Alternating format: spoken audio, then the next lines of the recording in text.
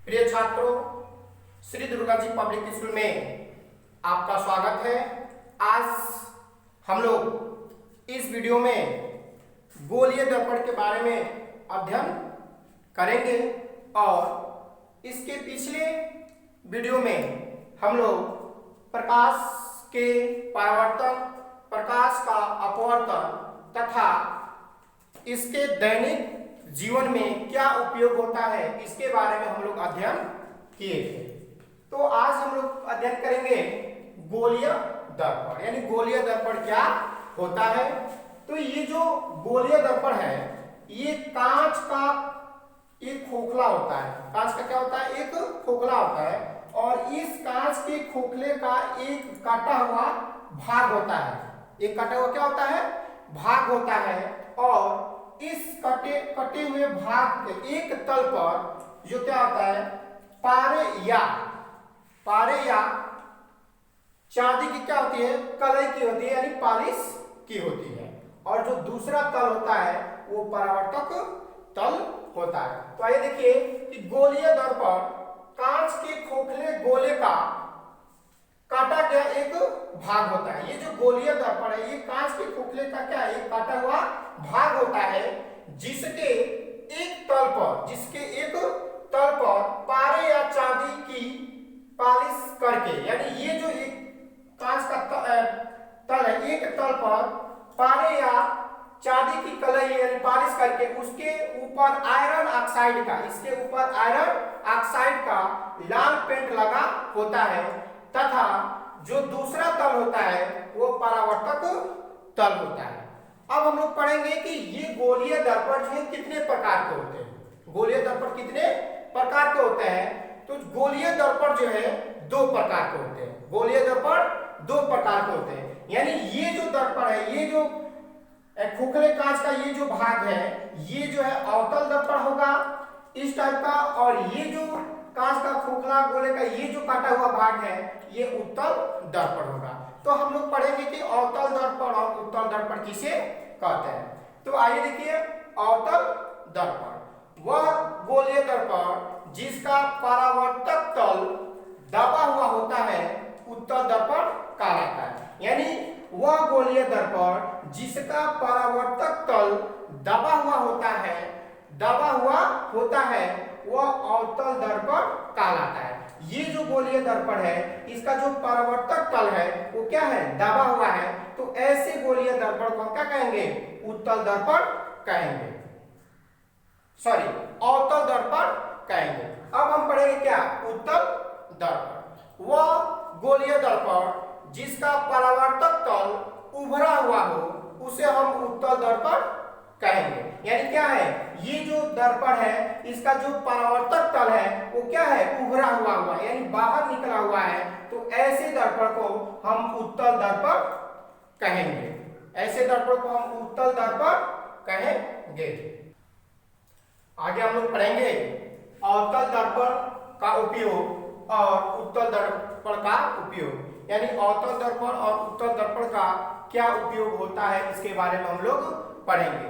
तो अवतल दर्पण का जो है पहला उपयोग है कि उपयोग वह चेहरे का सीधा तथा बड़ा प्रतिबिंब बनाता है। अवतल दर्पण से जो क्या होता है?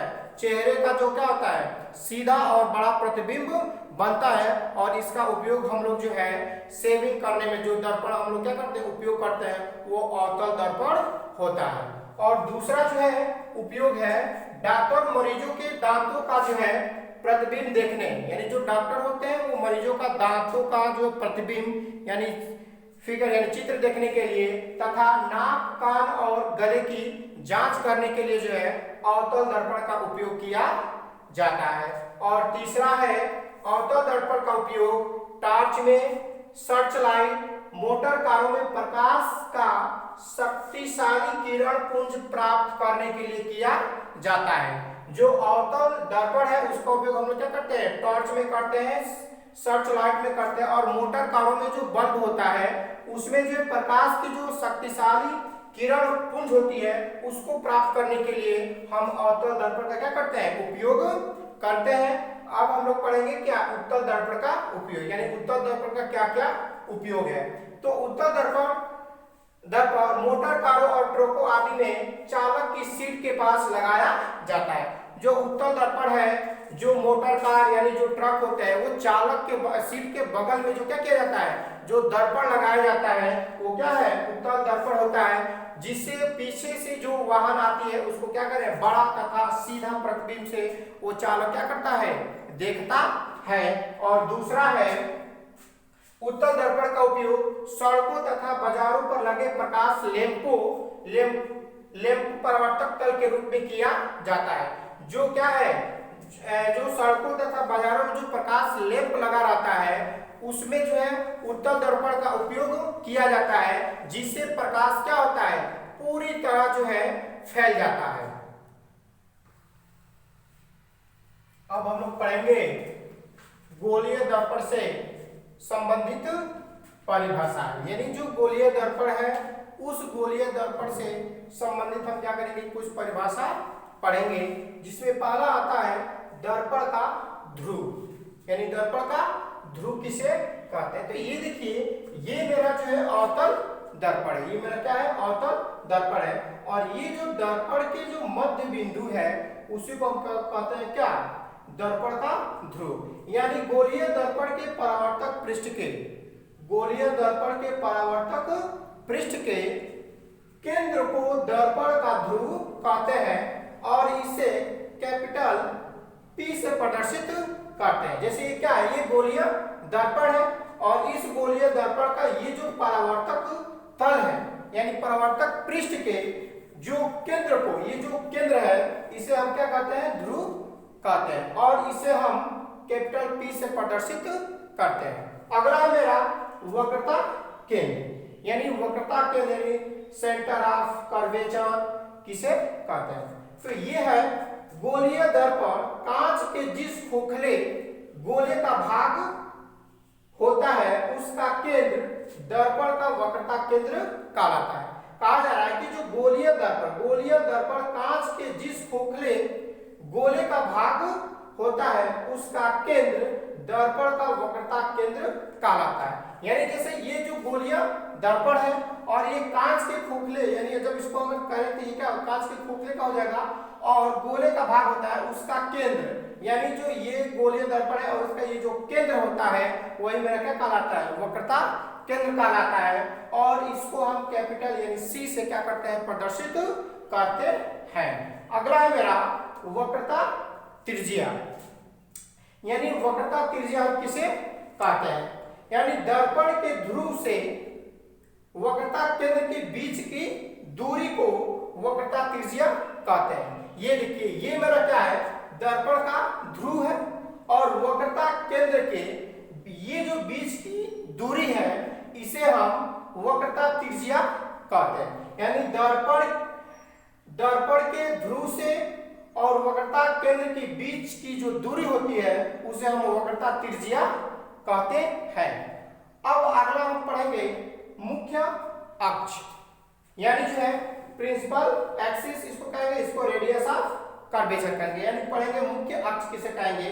तो ये है दर्पण के ध्रुव तथा वक्रता केंद्र को, यानी वक्रता केंद्र को मिलाने वाली रेखा को दर्पण की मुख्य अक्ष कहते हैं। ये कहा जा रहा है कि दर्पण के ध्रुव तथा वक्रता केंद्र को मिलाने वाली जो रेखा होती है ये वही क्या कहलाती है, दर्पण की ध्रुव कहलाती है। सॉरी, ये जो होगा आपका मुख्य अक्ष क्या है, दर्पण के ध्रुव तथा वक्रता केंद्र को मिलाने वाली जो रेखा होती है उसे हम दर्पण का मुख्य अक्ष कहते हैं।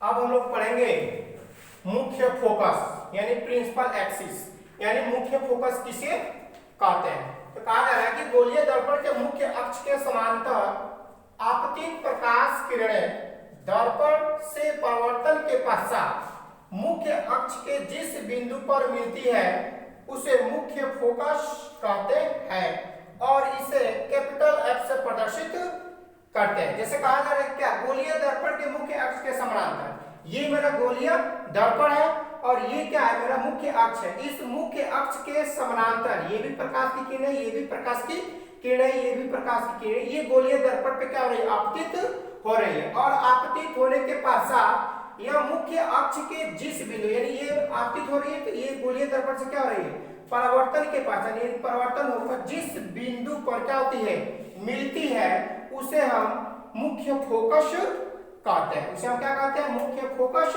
कहते हैं। आगे हम पढ़ेंगे कि फोकस दूरी क्या होती है। आगे हम पढ़ेंगे कि फोकस दूरी क्या होती है, यानी फोकस दूरी किसे कहते हैं। ऐसे सुन लीजिए कि दर्पण के ध्रुव तथा मुख्य फोकस के बीच की दूरी को फोकस दूरी कहते हैं। यानी दर्पण के ध्रुव तथा मुख्य फोकस के बीच की दूरी को हम फोकस दूरी कहते हैं। जैसे देखिए, गोलीय दर्पण के ध्रुव P तथा मुख्य फोकस F के बीच की दूरी को दर्पण की फोकस दूरी कहते हैं। गोलीय दर्पण की फोकस दूरी दर्पण की वक्रता त्रिज्या की आधी होती है। ये जो क्या है, गोलीय दर्पण की जो फोकस दूरी यानी P से लेकर F तक, ये जो है दर्पण की मुख्य ध्रुव और वक्रता त्रिज्या की क्या होती है, आधी होती है। अतः f बराबर r/2, जहां f क्या है, फोकस दूरी है, और कैपिटल R क्या है, वक्रता त्रिज्या है। तो ये क्या होती है, गोलीय दर्पण मुख्य फोकस दूरी की वक्रता त्रिज्या की आधी होती है। आज के लिए इतना ही, फिर मिलेंगे अगले वीडियो में।